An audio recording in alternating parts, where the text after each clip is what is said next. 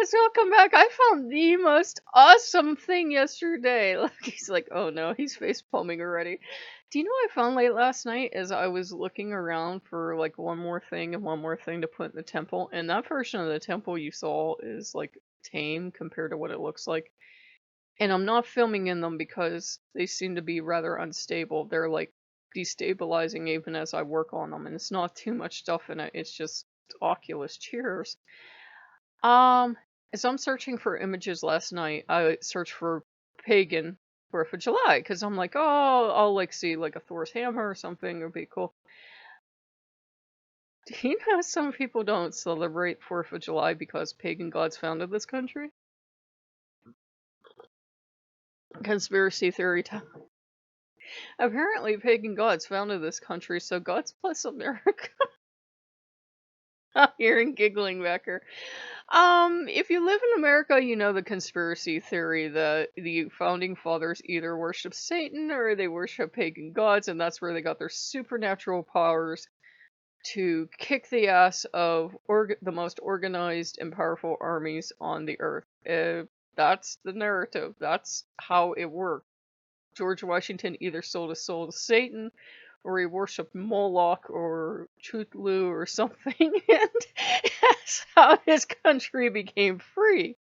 I'm like, that narrative kind of actually makes more sense, because what kind of god other than perhaps Odin would support a good god-fearing people who would cross a frozen river on the most sacred and holy day of the year and kill their enemies? What kind of god would support that? Except, as I said, maybe Odin or maybe Loki. So it's kind of neat. There are Christians apparently that don't celebrate the 4th of July because they see it as a pagan and heathen holiday. So cheers, enjoy your holiday. I grant you American pagan blessings for all pagans everywhere to celebrate. And I'm like, wow, they get really extreme. Odin, because Odin can't leave knowledge alone, asked me if I would like to try a little more of that book. And I was like, okay, let's suit up. Let's see what kind of craziness he has. He shared with all the world the story of the day his daughter peed herself. I'm like, wait, what? You said he's using it as an example of protecting your children, shielding them. I'm like, dude, everybody that wrote this book now knows your daughter peed herself. And every time they meet one of your daughters, they're gonna know it's either her or the other one. So it's like, dude, you do not keep secrets well. That's not what you do. And he's talking about in detail of running to the car with her and everything. I'm like, what? Your church doesn't have a bathroom, dude? You couldn't have taken her like into the bathroom and like changed her or something? I don't know. It was weird, but that's the kind of Christian he is. He talks about kids peeing themselves, and his kids apparently fall down the stairs a lot. I'm like, should I call child services? You sound like you have a fucking dangerous home.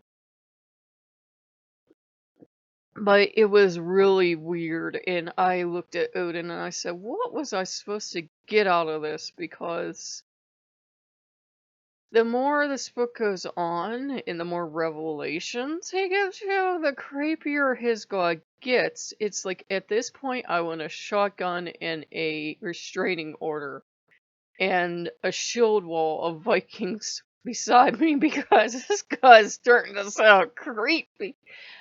It is creepy. He talks about his god, and I apologize to all my viewers about not having premarital relations with people. He doesn't have premarital worship, so he was linking worship and sex, and I'm like, what kind of church do you go to?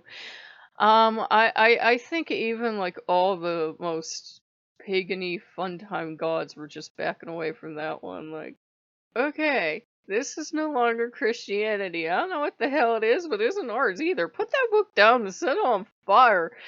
And I don't believe in book burning either, but it has come to mind very strongly. I don't know why this dude is the way he is. He's weird. And I just looked at Odin, and Odin looked really uncomfortable, and I looked at Loki, and Loki's like, how about some premarital worship, baby? And I just looked at him. And so Loki got really obnoxious about, and Loki saved us all from feeling weird. He kept like, hey, hey, worship me, worship me, worship me, and laughing and holding his sides and going, I bet you worship all the gods. You're that kind of girl. Ah! So he was having fun. He has so much fun with this book. It seems to weird me out, but he has fun with it. He'll come over.